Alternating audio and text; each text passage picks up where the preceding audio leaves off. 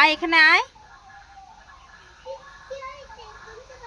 আমার কাছে আসো। আমি শুনতে পাচ্ছি না কি বলছো।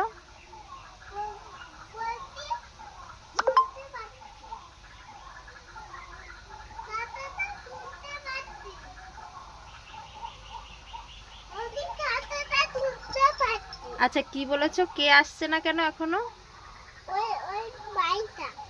ভাইটা?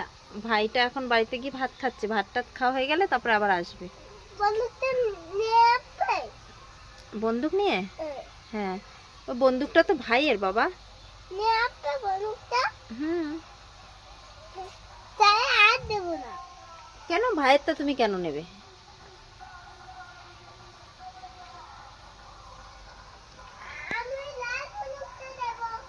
লাল বন্দুকটা দেবে ভাইকে? ঠিক আছে।